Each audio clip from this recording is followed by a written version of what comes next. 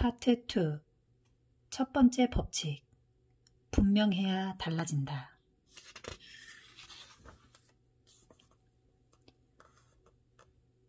챕터 4. 인생은 생각하는 만큼 바뀐다. 심리학자 게리 클레이는 어느 날 내게 몇 년간 긴급 의료원으로 일했던 한 여성의 이야기를 들려주었다. 사건이 일어난 것은 그녀가 가족 모임에 참석했을 때였다. 그녀는 아버지를 한번 쳐다봤는데 아버지의 안색이 안 좋아 무척이나 신경이 쓰였다. 아버지, 지금 별로 안색이 안 좋아 보여요. 아버지는 기분이 정말 좋은 상태였고 그래서 농담을 던졌다. 얘야, 너도 오늘 별로 안 좋아 보이는구나. 아니요, 그게 아니고요. 아버지 얼굴을 보니 지금 당장 병원에 가셔야 할 것 같아요. 몇 시간 후 그는 병원에 가서 검사를 받았다. 대동맥경화였고 언제 심장마비가 일어날지 모른다는 판단 아래 긴급 수술에 들어갔다. 딸의 직관이 없었다면 그는 목숨을 잃었을 것이다. 이 여성은 무엇을 본 것일까? 그녀는 어떻게 아버지의 얼굴에서 심장마비 위험이 있다는 것을 예측했을까? 대동맥이 폐색되면 신체는 주요 장기로만 혈액을 내보내 표피 근처 지엽적인 곳들에는 피가 흐르지 않게 되고 그 결과 얼굴에도 혈액이 제대로 분배되지 않는다. 그녀는 병원에서 신부전을 일으킨 사람들을 수년간 봐오면서 자신도 모르게 이런 패턴을 시각적으로 인지하는 능력을 개발한 것이다. 그날 본 아버지의 얼굴이 정확히 어땠기 때문에 그런 판단을 내렸는지 설명할 수는 없었지만 뭔가 확실히 잘못되었다는 것은 알았다. 다른 분야에서도 이와 유사한 이야기들이 존재한다. 예를 들어 군사 전문가는 레이더 스크린에 깜빡거리는 빛만 보고도 아군 비행기와 적군의 미사일을 구별할 수 있다. 걸프 전쟁 동안 마이클 라일리 소령은 레이더에서 아군 전함이 보유한 전투기와 똑같이 보이는 적군의 미사일을 발견하고 그 즉시 제거 명령을 내려 전함 전체를 구했다. 그러나 그의 상급 장교들은 그가 어떻게 이런 일을 해내는지 설명할 수 없었다. 박물관 큐레이터들은 진품과 모조품이 세부적으로 어떻게 다른지 설명할 수는 없지만 전문적으로 위조된 모조품을 골라낼 수 있다. 경험 많은 방사선 전문의들은 뇌의 스캔 영상을 보고 뇌졸중이 생겨날 위치를 예측할 수 있다. 어떤 미용사는 머리카락의 느낌만으로 고객의 임신 사실을 알아차렸다는 이야기도 있다. 인간의 뇌는 예측기계다. 뇌는 지속적으로 우리가 처한 환경을 받아들이고 거기서 우연히 맞닥뜨리는 정보들을 분석한다. 긴급 의료원이 심장마비 환자의 얼굴을 본다든지 군사 전문가가 레이더 스크린에 뜬 미사일을 보는 등 뭔가를 반복적으로 경험하면 뇌는 무엇이 중요한지 알아차리고 상세한 내용들을 분류하고 관련 신호들을 포착하고 장차 사용할 정보들을 기록해둔다. 따라서 충분히 연습한다면 우리는 의식적으로 그 일에 대해 생각하지 않고서도 특정 결과를 암시하는 신호들을 집어낼 수 있다. 뇌는 경험을 통해 습득한 교훈들을 자동적으로 인코딩한다. 우리는 무엇을 배워나가고 있는지 늘 잘 설명할 수 있는 건 아니지만 학습 과정은 계속 이루어지고 있으며 주어진 상황에서 관련 신호를 포착하는 능력은 우리가 가진 습관에 기반이 된다. 우리는 뇌와 신체가 생각하는 과정 없이 얼마나 많은 일을 할 수 있는지 과소평가한다. 우리는 머리카락이 자라는지, 심장이 뛰는지, 폐가 호흡 과정을 처리하는지에 대해 말하지 않는다. 하지만 신체는 이 모든 일들을 처리한다. 더욱이 이건 자동 조종 장치다. 우리는 의식적 자아 그 이상이다. 허기를 느꼈다고 생각해보라. 언제 허기가 느껴지는지 어떻게 알까? 카운터 위에 놓인 쿠키를 봐야만 식사 때가 되었음을 깨닫진 않는다. 미각과 허기는 무의식의 지배를 받는다. 우리의 신체는 다양한 피드백 순환을 가지고 있고 언제 다시 식사할 때가 되었는지 점차적으로 우리에게 알려주고 우리 주변과 내부에서 무슨 일이 일어나는지 추적한다. 욕구는 우리 신체 전반에서 일어나는 호르몬과 화학적 순환작용으로 일어난다. 뭔가가 확실히 알려주지 않아도 우리는 돌연 배고픔을 느낀다. 이것이 습관에 관한 가장 놀라운 점 중 하나다. 습관을 시작하기 위해 반드시 어떤 신호를 인지해야 하는 것은 아니라는 말이다. 기회를 포착하고 의식적으로 주의를 기울이지 않아도 행동을 취할 수 있다. 이는 습관이 유용한 이유다. 그러나 반대로 이는 습관이 위험한 이유이기도 하다. 습관이 형성되고 나면 자동적, 무의식적으로 행위가 일어난다. 무슨 일이 일어나고 있는지 미처 깨닫기 전에 과거의 패턴으로 행동하는 것이다.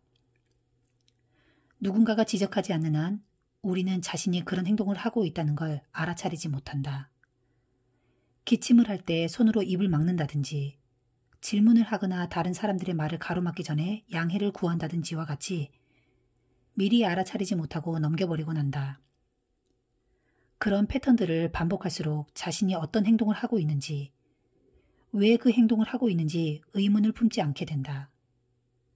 한 가게의 점원이 손님들이 사용하고 난 선불카드를 잘라버리라는 지시를 받았다.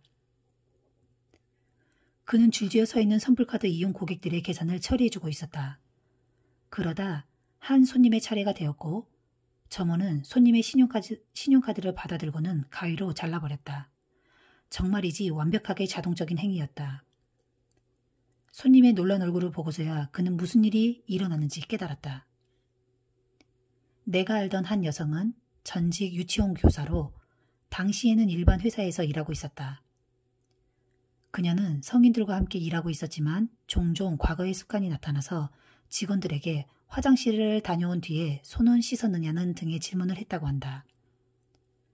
몇 년간 구조대원으로 일했던 한 남성은 아이들이 뛰는 것을 보면 이따금 걸어! 라고 소리친다고 한다. 시간이 흐를수록 습관을 촉발시키는 신호들은 기본적으로 눈에 잘 보이는 무척이나 흔한 것이 된다. 주방 카운터에 있는 물건이나 소파 옆에 놓인 리모컨, 주머니 속에 든 휴대전화처럼 말이다. 이런 신호들에 대한 반응은 너무나 깊이 인코딩되어 있어서 우리는 어디서 나오는지도 모르는 행동을 해야 할 것처럼 느낀다. 바로 그렇기 때문에 우리는 의식적으로 행동 변화 과정을 시작해야 한다. 의식하지 않으면 변할 수 없다. 새로운 습관을 효율적으로 세우기 전에 먼저 현재의 습관을 파악해야 한다. 이것은 생각보다 훨씬 어려운 일인데 일단 어떤 습관이 삶에 단단히 뿌리내리면 대개 무의식적이고도 자동적으로 일어나기 때문이다. 습관이 계속 무의식적으로 일어난다면 그것을 발전시킬 수도 없지 않은가. 심리학자 칼 융은 말했다. 무의식을 의식으로 만들기까지 당신 삶의 방향을 이끄는 것, 우리는 그것을 운명이라고 부른다.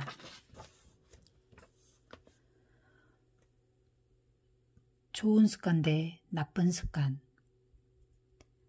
일본의 철도 시스템은 세계 최고 중 하나로 꼽힌다. 도쿄에서 기차를 타본 적이 있다면 철도원들이 독특한 행동을 한다는 걸 알 것이다. 이들은 기차를 운행할 때 특정한 일이 있을 때마다 이를 확인하고 크게 외치는 행동을 의례적으로 수행한다. 예를 들어 기차가 신호를 받으면 철도원들은 신호가 파란불입니다 라고 외친다. 기차가 각 역에 들어오고 나갈 때는 속도계를 가리키고 그 시점에 정확한 속도를 불러준다. 발차 시간이 되면 시간표를 가리키고 그 시각을 소리친다. 플랫폼 밖에서는 다른 철도원들이 유사한 행동을 수행한다. 기차가 출발하기 전에 철도원은 플랫폼 가장자리에 가서 이상무 하고 외친다. 모든 세부사항들을 확인하고 지시하고 크게 외친다. 일본을 방문했을 때 나는 이 방법이 한 여성을 위기에서 구해준 것을 봤다. 그녀의 어린 아들이 신칸센에 올라탔고 막 문이 닫히고 있었다. 신칸센은 시속 300km 이상으로 달리는 고속열차다. 그녀는 기차 밖 플랫폼에 홀로 남겨졌고 기차는 막 출발하려는 참이었다. 출발 직전 철도원은 플랫폼 위아래를 가리키며 소리치는 안전점검을 수행했다. 그러다 간발의 차로 이 여성을 발견했고 발차하려는 열차를 간신히 멈춰 세웠다. 문이 열렸고 여성은 눈물을 흘리며 아들에게로 달려갔다. 잠시 후 열차는 안전하게 출발했다. 이렇게 확인하고 외치는 과정은 실수를 줄이기 위해 고안된 안전 시스템이다. 번거로워 보이지만 이 시스템은 믿을 수 없을 만큼 잘 작동한다. 이 시스템은 85% 이상 실수를 줄였고 30%까지 사고율을 낮췄다. 뉴욕시의 MTA 지하철 시스템은 이 시스템을 수정해 확인만 하는 점검 방식을 도입했는데 2년 동안 수행한 결과 잘못 들어온 객자율을 57% 낮췄다. 확인하고 외치는 이 시스템은 무의식적인 습관을 의식적인 수준으로, 즉 인지 수준을 끌어올리기 때문에 무척이나 효율적이다. 철도원은 눈, 손, 입, 귀를 다 사용하기에 뭔가 잘못되기 전에 문제를 알아차릴 수 있다. 내 아내도 이와 유사한 행동을 한다. 여행을 가려고 문을 나서려고 준비하면서 그녀는 가져가야 할 짐 대부분의 이름을 크게 부른다. 열쇠 챙겼고, 지갑 챙겼고, 안경 챙겼고, 남편도 챙겼고. 행동이 자동적으로 나올수록 그것에 대해 의식적으로 생각하는 일은 줄어든다. 이전에 어떤 행동을 수천 번 했다면 우리는 그 일들을 간과하기 시작한다. 이 일이 하기에 괜찮은 것인지 묻는 걸 그만두고 늘 하던 대로 그 일을 한다. 나쁜 습관을 버리지 못하고 실패하는 일 대부분이 이런 자기 인식 결핍에서 나타난다. 습관을 변화시킬 때 가장 큰 어려움은 우리가 실제로 무엇을 하고 있는지 인식하지 못하는 데 있다. 나쁜 습관이 슬금슬금 되살아나는 이유도 이것으로 설명할 수 있다. 따라서 확인하고 외치는 시스템은 우리 생활에도 필요하다. 그래서 나는 습관 점수표를 만들었다. 이 점수표를 사용하는 간단한 연습을 통해 우리는 행동을 더욱 잘 인식할 수 있다. 자신만의 습관 점수표를 만들어 보자. 먼저 일상적인 습관들을 쭉 작성한다. 일어난다. 알람을 끈다. 휴대전화를 확인한다. 욕실로 간다. 체중을 잰다. 샤워를 한다. 이를 닦는다. 치실질을 한다. 데오드란트를 뿌린다. 수건을 건조대에 걸어둔다. 옷을 입는다. 차 한 잔을 마신다.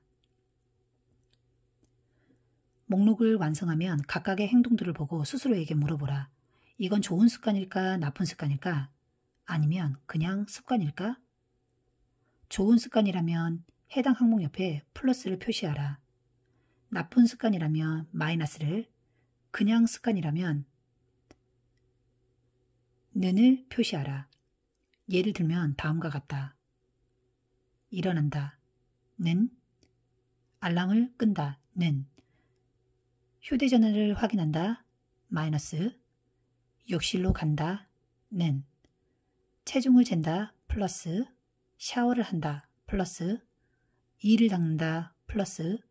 치실질을 한다. 플러스. 데오드란트를 뿌린다. 플러스. 수건을 건조대에 걸어둔다. 는. 옷을 입는다. 는.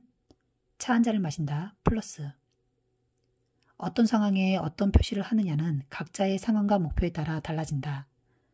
살을 빼려고 한다면 매일 아침 땅콩버터를 바른 베이글을 먹는 것은 나쁜 습관이다. 하지만 똑같은 행동도 근육량을 늘리려는 사람에게는 좋은 습관이 될 수 있다. 무엇을 지향하느냐에 따라 달라지는 것이다. 습관의 점수를 매기는 것은 또 다른 이유에서 조금 더 복잡할 수 있다. 좋은 습관과 나쁜 습관이라는 꼬리표는 다소 오류가 있다. 애초에 좋은 습관과 나쁜 습관이라는 건 없기 때문이다. 다만 효율적인 습관이 있을 뿐이다. 즉, 문제를 해결하는 데 효율적인지 그렇지 않은지가 중요하다. 습관은 각각의 방식으로 우리를 돕는데 이는 나쁜 습관도 마찬가지다. 그리고 그렇게 돕는 방식이 우리가 같은 행동을 반복하는 이유다. 장기적 관점에서 자신에게 어떻게 이득이 되느냐에 따라 습관을 목록화하라. 일반적으로 말하면 좋은 습관은 온전히 긍정적인 결과를 가져온다. 반대로 나쁜 습관은 부정적인 결과를 가져온다. 흡연은 당장의 스트레스를 줄여주지만 장기적인 관점에서 건강을 위한 행동은 아니다. 아직도 어떤 습관에 대해 평가하기 어렵다면 다음과 같은 질문을 해보자. 이 행동은 내가 바라는 사람이 될 수 있게 하는가? 이 습관은 내가 원하는 정체성을 쌓아가는 한 표가 되는가? 위배되는 한 표가 되는가? 질문을 해보면 알겠지만 자신이 원하는 정체성을 강화시키는 습관은 되게 좋은 것이다.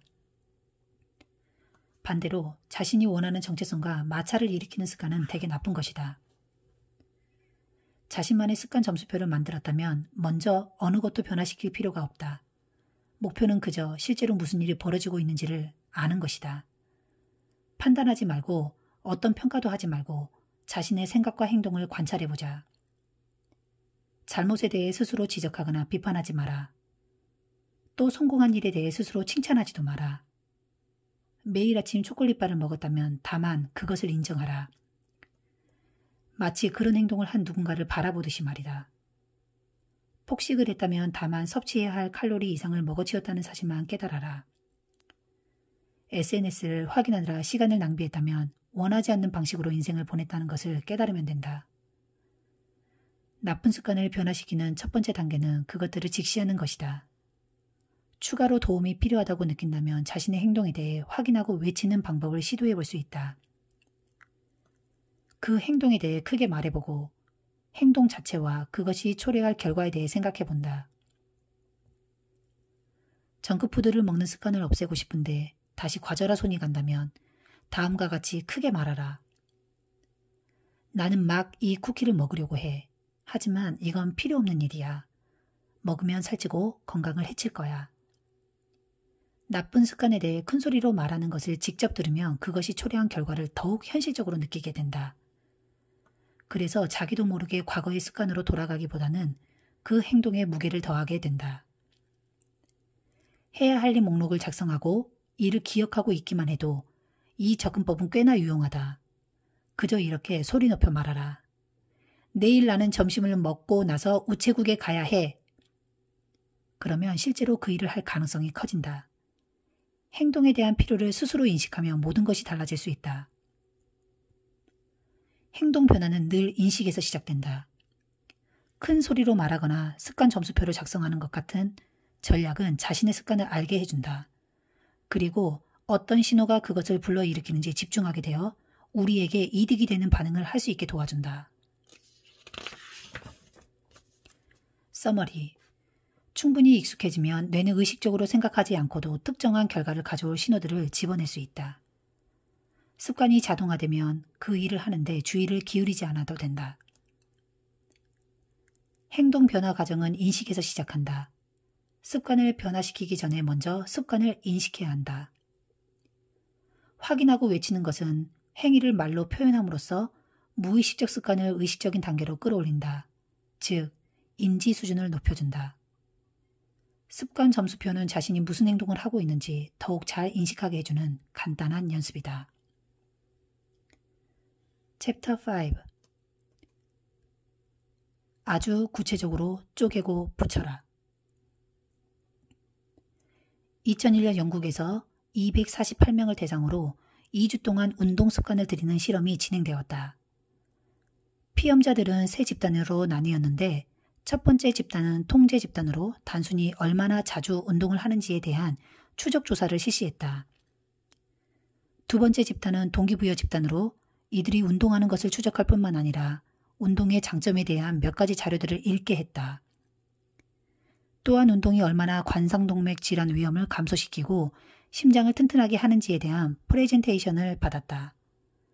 마지막으로 세 번째 집단은 두 번째 집단과 같은 프레젠테이션을 받았다. 이들의 동기 수준은 두 번째 집단과 같았다. 하지만 이들은 여기에 더해 다음 주에 언제, 어디서 운동을 할 것인지 계획을 세워야 했다. 특히 이들은 다음과 같은 문장으로 계획표를 끝마쳐야 했다. 다음 주에 나는 몇 월, 며칠, 몇 시에 어디에서 최소 20분 동안 격렬한 운동을 할 것이다. 첫 번째와 두 번째 집단은 35에서 38%의 사람들이 최소 주 1회 운동을 했다. 흥미롭게도 두 번째 집단이 받은 동기부여 프레젠테이션은 행동에 유의미한 영향을 미치지 않았다. 하지만 세 번째 집단은 91%의 사람들이 최소 주 1회 운동을 했는데 이는 평균 수치의 2배 이상이었다. 이들이 계획표에 쓴 문장은 실행 의도라는 것으로 언제 어디서 행동할지 사전에 계획을 세우는 것이다. 이는 우리가 특정한 습관을 실행하겠다는 의도를 갖게 해주는 방법이다. 주머니 속 휴대전화의 진동, 초콜릿 쿠키 냄새, 앰뷸런스의 사이렌 소리 등 습관을 촉발할 가능성이 있는 신호들은 광범위한 형태로 나타날 수 있다. 하지만 가장 일반적인 두 가지 신호는 시간과 장소다. 실행 의도는 이 두 가지 신호에 반응한다. 실행 의도를 만들어내기 위한 형식은 다음과 같다. X라는 상황이 발생하면 Y라는 행동을 하겠다. 실행 의도가 목표를 유지하는 데 효율적이라는 연구는 수백 가지나 된다. 이는 정확한 시간을 확실히 인지하는 것이다. 언제 감기 예방접종을 하러 갈지, 결장경 검사의 예약 시간을 기록해두는 일들 말이다. 공부를 하는 것이든 일찍 잠자리에 드는 것이든 실행 의도는 사람들이 습관을 계속 유지할 가능성을 높여준다. 연구자들은 심지어 실행 의도가 만들어지면 투표율도 증가한다는 사실을 알아냈다. 사람들이 다음과 같은 질문에 대답할 때 실행 의도가 생겨났다. 투표소에 갈 때 어떤 길로 갈 거니? 몇 시에 투표소에 갈 거니? 몇 번 버스를 타고 투표소에 갈 거니? 이제까지 성공한 정부 프로그램들은 제때 맞춰 세금 고지서를 발송하거나 언제 어디서 교통범칙금을 내면 된다는 고지를 해서 시민들이 이를 확실히 지키도록 촉구한다. 요점은 분명하다. 새로운 습관을 언제 어디서 수행할지 구체적인 계획을 세운 사람들은 그것을 지키는 경향이 더욱 크다. 무척이나 많은 사람이 이런 기본적이고 세부적인 사항을 생각하지 않고 습관을 바꾸려고 애쓴다. 우리는 흔히 이렇게 말한다. 난 더 건강하게 먹을 거야. 난 글을 더 많이 쓸 거야. 하지만 결코 언제 어디서 이 습관을 실행할지를 말하지 않는다. 실행에 대해서는 우연에 맡기고 그 일을 하는 걸 기억만 하길 바라거나 제때 맞춰 동기가 솟구치기를 바란다. 그러나 실행 의도는 운동을 더 많이 하고 싶어, 더 생산적인 사람이 되고 싶어, 투표해야 해 같은 뭉뚱그려진 말들은 날려버리고 견고한 행동 계획을 세우게 만든다. 일반적으로 무엇을 해야 할지 분명하지 않을 때 동기는 결여된다. 행동을 해야 하는 시간과 장소가 늘 분명하지도 않다. 그렇기에 언제 올지 모를 타이밍을 기다리기보다는 습관에 시간과 장소를 부여해 실행 의도를 세워야 한다. 일단 실행 의도가 마련되면 동기가 솟아오르기를 기다리지 않아도 된다. 한 페이지를 오늘 쓸까 말까, 명상을 오늘 아침에 할까, 점심에 할까, 행동이 일어나는 순간 결심은 필요 없다. 정해놓은 계획을 따르기만 하면 된다. 자신의 습관에 이 전략을 적용하는 간단한 방법은 다음과 같은 문장을 써보는 것이다. 나는 언제, 어디서, 어떤 행동을 할 것이다. 명상. 오전 7시에 주방에서 1분 동안 명상할 것이다. 공부. 저녁 6시에 내 방에서 20분 동안 스페인어를 공부할 것이다. 운동. 저녁 5시에 동네 체육관에서 1시간 동안 운동을 할 것이다. 결혼생활.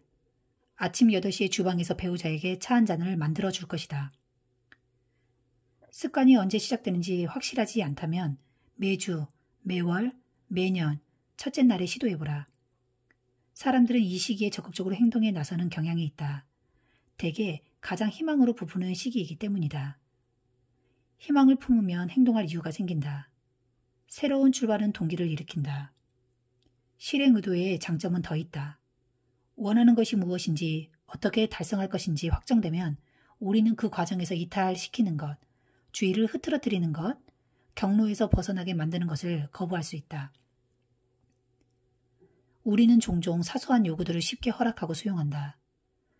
그 요구 말고 자신이 해야 할 일의 필요성을 명확하게 알지 못하기 때문이다. 목표가 모호하면 온종일 일어나는 작은 예외들을 허용하기 쉽다. 성공을 위해 해야 할 중요한 일들이 간과된다. 습관에 시간과 장소를 부여하라. 시간과 장소를 명확히 제시하라. 이를 충분히 반복하면 왜라는 의문을 품지 않고 적시에 적당한 일을 하게 될 것이다. 작가 제이슨 츠바이크는 이렇게 말했다.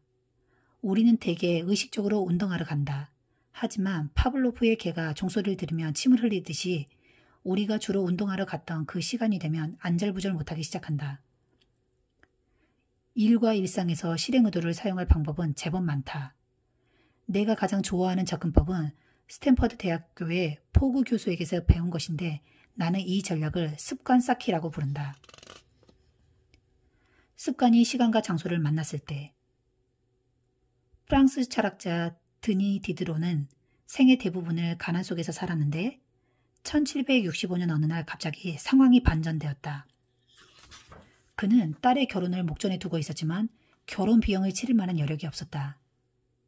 돈은 없었지만 그는 당대 최고의 지식백과 중 하나인 백과전서의 저자이자 출판사 공동 설립자로 유명인사였다. 러시아 제국 황제 예카테리나 2세는 디드로가 재정 문제를 겪고 있다는 것을 듣고는 크게 신경이 쓰였다. 그녀는 평상시 애서가로서 백과전서를 무척이나 즐겨 읽었던 것이다. 그녀는 디드로의 개인 장서들을 1000루블에 사겠다고 제안했는데 오늘날 가치로 환산하면 15만 달러가 넘는 금액이다. 디드로는 갑자기 여유자금이 생기자 딸의 결혼 비용을 치르는 것 외에도 자신을 위해 주홍색 망토를 하나 샀다. 디드로의 주홍색 망토는 무척이나 아름다웠다. 하지만 곧 그 망토가 자신이 지닌 다른 물건들과는 전혀 어울리지 않는 사실을 알아차렸다. 그는 자신의 물건들과 우아한 망토 사이에 조화도 통일성도 없고 아름답지도 않다는 걸 깨달았다. 디드로는 곧 자신의 소지품들을 더 나은 것으로 바꿔야겠다고 느꼈다. 양탄자를 다마스쿠스산으로 바꿨고 집을 값비싼 조각상들로 꾸몄다. 벽난로 위에 화려한 거울을 올렸고 식탁도 훨씬 좋은 것으로 바꿨다.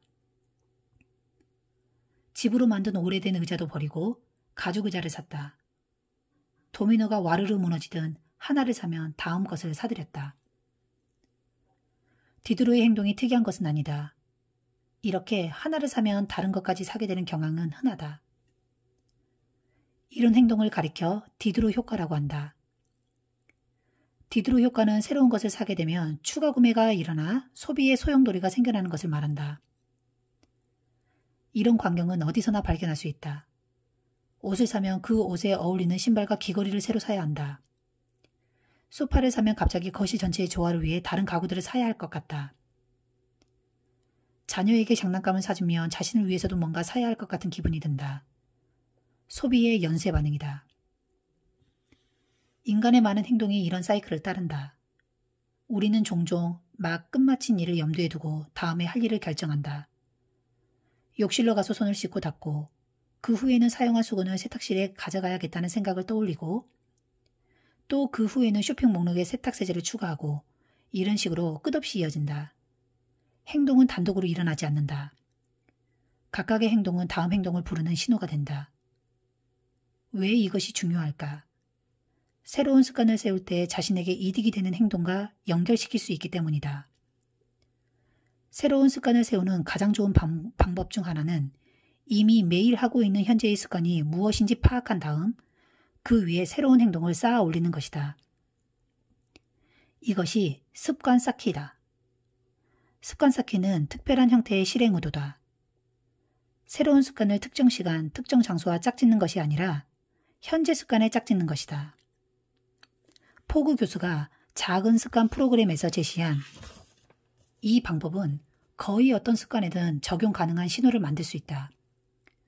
습관 쌓기 공식은 다음과 같다.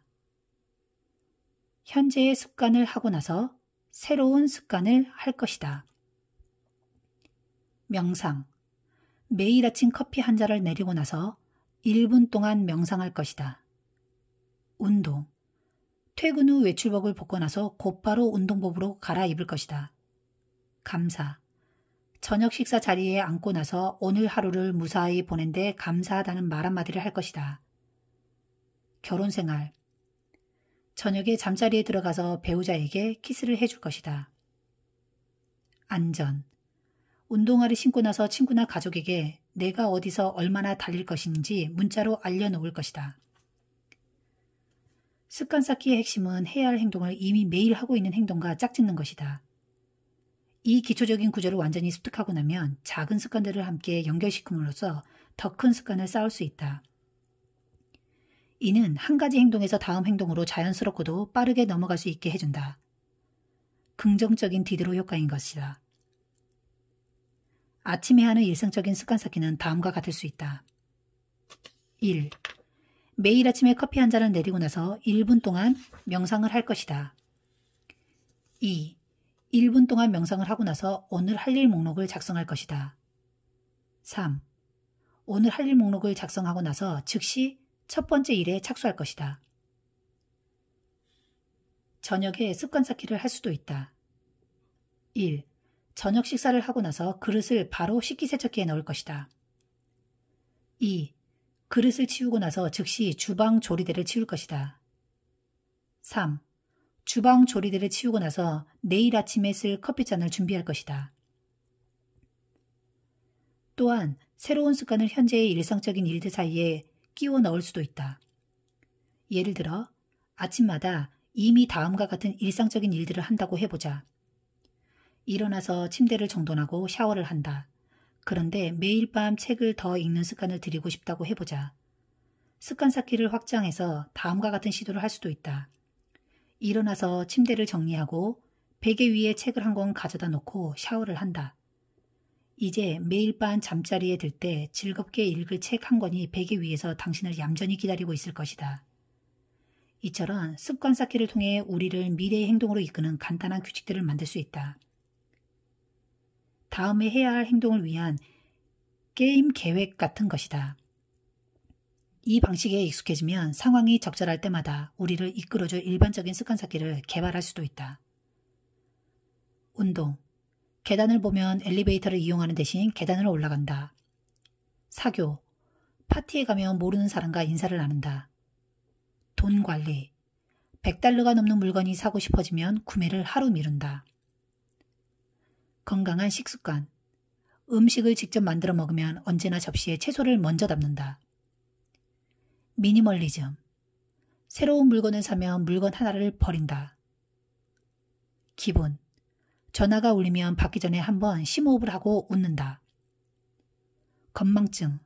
공공장소에서 자리를 뜰 때 뒤에 남겨둔 것이 없는지 테이블과 의자를 확인한다. 이 전략을 어떻게 사용하느냐는 중요하지 않다. 성공적인 습관 쌓기 계획을 만드는 비결은 일을 시작하게 하는 올바른 신호를 모으는 것이다. 어떤 행동을 하기 위해 시간과 장소를 특별히 언급하는 실행 의도와 달리 습관 쌓기에는 그것을 일깨우는 시간과 장소가 함축되어 있다. 습관 한 가지를 일상에 끼워 넣을 시기와 장소는 큰 차이를 만들어낼 수 있다. 예를 들어 아침 일과에 명상 시간을 넣고 싶다고 하자. 하지만 그 시간에 자녀들이 방 안을 뛰어다니고 어수선하기 그지없다면 시간과 장소를 잘못 선택한 것이다. 그 습관을 가장 성공적으로 실행할 수 있을 시간과 장소를 생각하라. 뭔가에 열중해 있는 시간에 어떤 습관을 시도하려고 하지 마라. 또한 신호는 시도하려는 습관과 같은 빈도로 일어나는 것이어야 한다.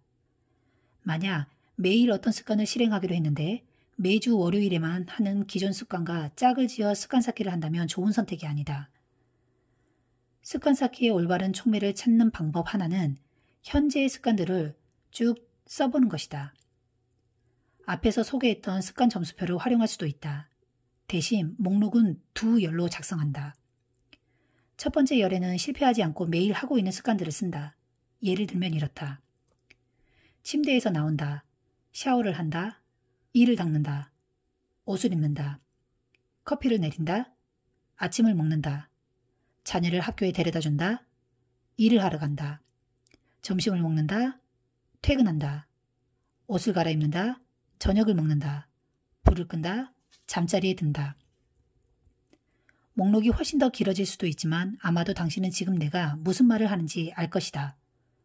두 번째 열에는 매일 건너뛰지 않고 당신에게 일어난 일들을 모두 써보자.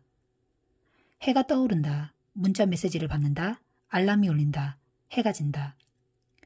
이 두 가지 목록을 써보면 새로운 습관을 생활 어디에 더 씌워야 하는지 가장 좋은 자리를 찾을 수 있을 것이다.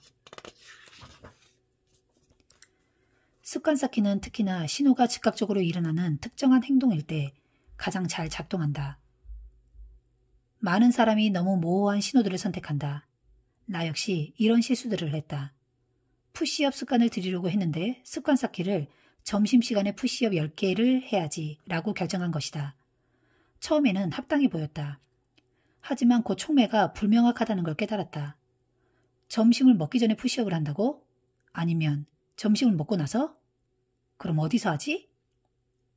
말도 안 되는 며칠을 보내고 나서 나는 이 습관 쌓기 전략을 수정했다. 점심을 먹으려고 노트북 컴퓨터를 닫았을 때 책상 앞에서 푸시업 10개를 해야지. 애매모호했던 내 전략은 순식간에 구체적인 것으로 바뀌었다. 책을 더 많이 읽어야지. 더 건강한 음식을 먹어야지. 이런 습관은 훌륭하지만 언제 어떻게 행동할지를 지시하지는 못한다. 구체적으로 명확하게 하라. 문을 닫은 후에, 이를 닦은 후에, 식탁에 앉은 다음에 같은 식으로 말이다. 분명하게 정하는 것은 중요하다. 새로운 습관에 관한 신호를 구체적으로 좁힐수록 행동할 시간이 다가왔을 때를 더욱 잘 알아차릴 수 있다.